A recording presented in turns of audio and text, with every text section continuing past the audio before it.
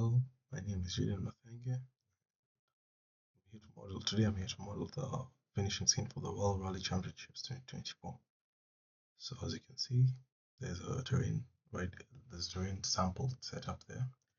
I'm going to duplicate it twice, add grass to it as a particle, and then that serves as a basis for all the objects that we'll add. So now that the grass has been added, in order to keep the meshes like join meshes together, we're going to use a shrink wrap modifier. And before that, we can use shader view to see the presence of the grass. Yeah. So now I'm going to add another modifier called the shrink wrap modifier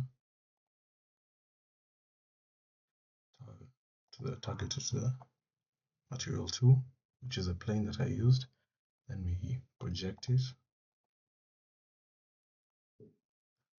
and there it should look normal. The grass is still present. Yeah.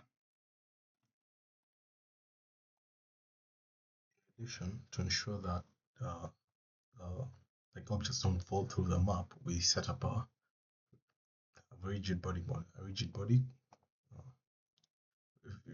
physics, so nothing will fall through it. So it'll be passive in the shape of a mesh. So whenever an object is added, and then keyframes are played, nothing will fall through it. So next we'll be adding animals, the warthogs and giraffes that accompany the field. So it was an imported file, and I'll credit the file that I've imported from in the description. So import to the glb file. For my downloads, it was warthog.glb. Now I'll position it and duplicate it enough times to the point that there's a valid amount of warthogs. And I'll come back when I've done that. So far there's a fair bit of giraffes and warthogs, and the giraffes are animated, so whenever you click play, they'll have a neat little animation. The tails wagging. So now next I'll be adding the finish sign as well as the accompanying classic cars. It would be a Subaru and a Toyota. The brand I forgot, but I'll credit them in the description. I'm going to be adding the accompanying rally cars plus. So here's an example with the Toyota Yaris. Yeah, the Toyota Yaris, sorry. Then I scale it appropriately and position it towards the end. My end will be around here, and rotate it to base. That would be so, yeah. And then in shading view, the car's present there, or you can confirm with shading. Oh, it's under the map, so let me correct that.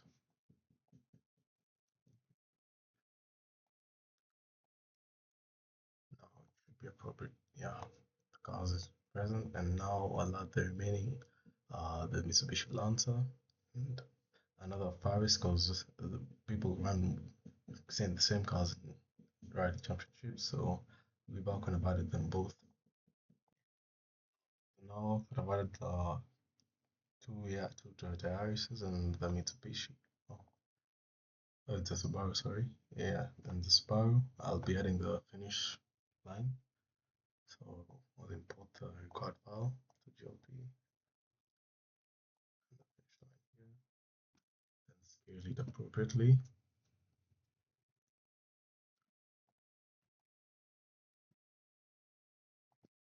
Stage. Position it properly.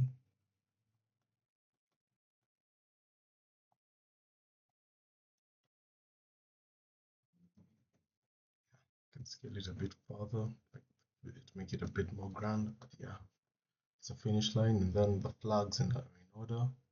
Those ones need cloth physics, which involve subdividing a lot of math. So I'll be back when I've added the flags as well as a few humans here and there. But I believe the 2024 finishing scene had a sorry a warrior, so I'll have to find a model of the warrior.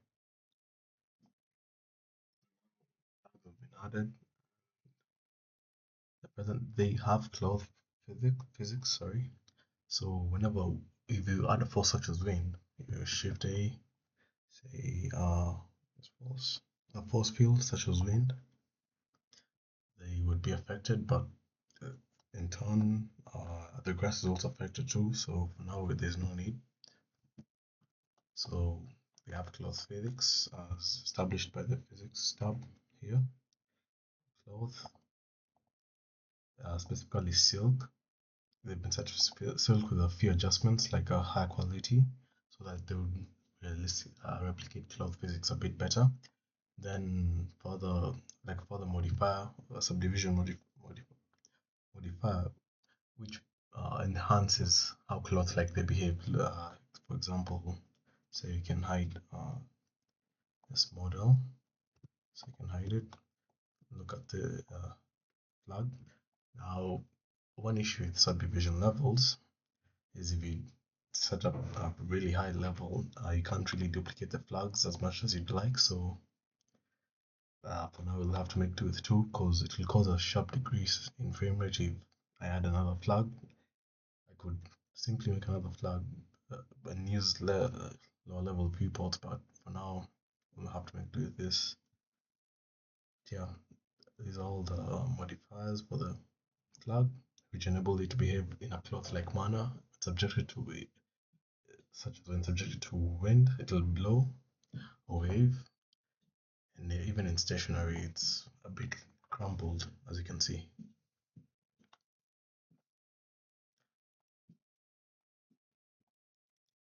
The good thing with establishing cloth physics for the flag is that the flag will move no matter what, so it doesn't need keyframes to be set for it to move. So now I'll be adding the car first, then finish off with the human celebrating, and then render the scene.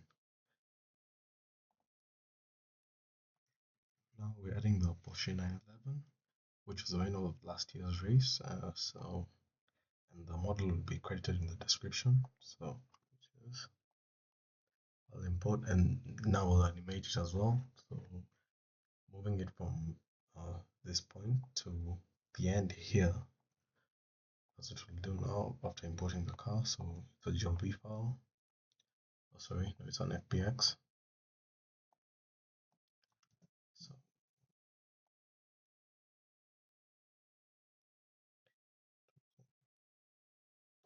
projects,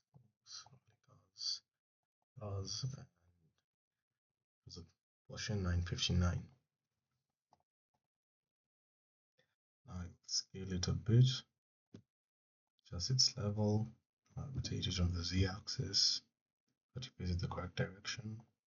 Then place it out where our scene should start, which is here.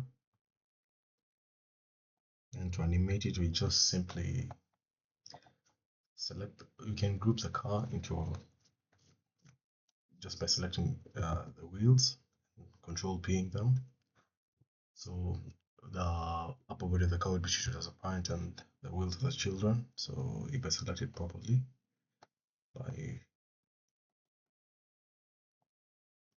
selecting this, so control P, and you label it as object keep transform. So now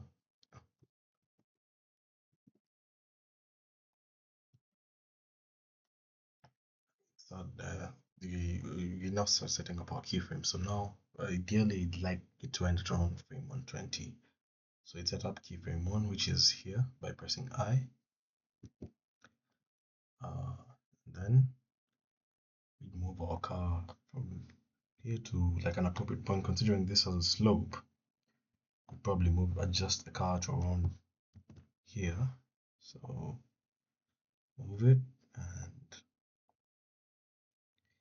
also adjust it appropriately on the y-axis. Oh, sorry. I have to move keyframe a bit. It's adjusted to our axis, so now you can insert another keyframe here. another one. We're going to repeat until the end. Now we have our car in an appropriately positioned source of sunlight, so there's a bit of shadows going on. Now we'll focus on wheel revolutions because the car would look awkward if we just simply just moved from point A to point B without some sort of animation. So for revolutions or for the wheel rotations, we just simply said have to change the rotation value of the wheel from keyframe to keyframe. Say I should have around 4 keyframes here. So from like point, this is the initial point, so wheel rotations are at 0. So now say I want to like it to make revolutions by the time it makes it here.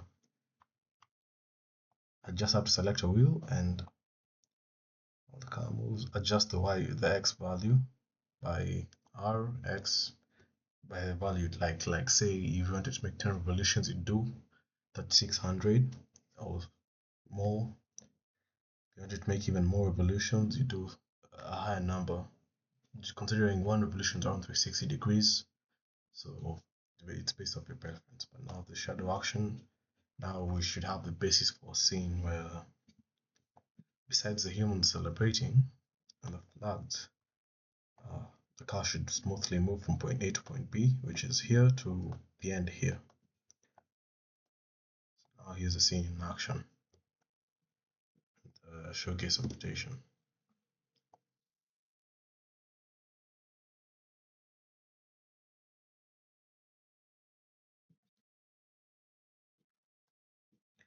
At the end the wheel stop. Yeah. So next I'll be adding the humans and presumably some trees to pretty up the background a bit. And that should be it for the scene. Then I'll render it.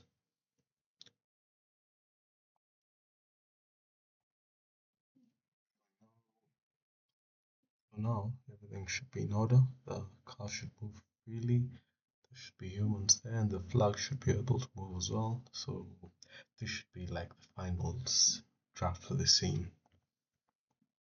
We can just press play and see what happens.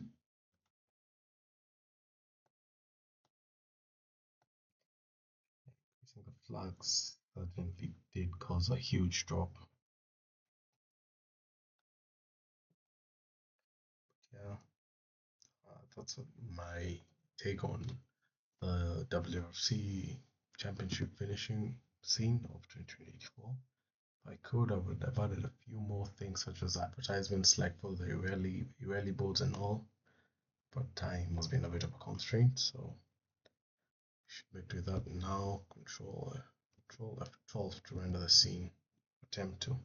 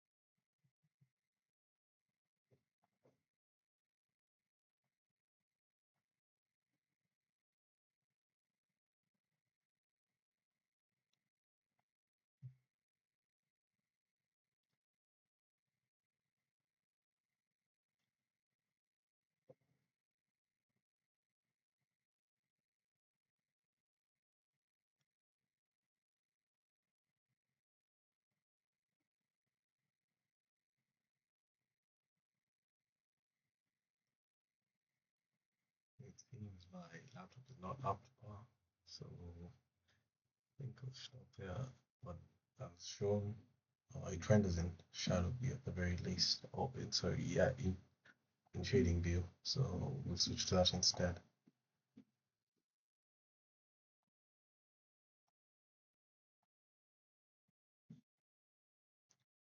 So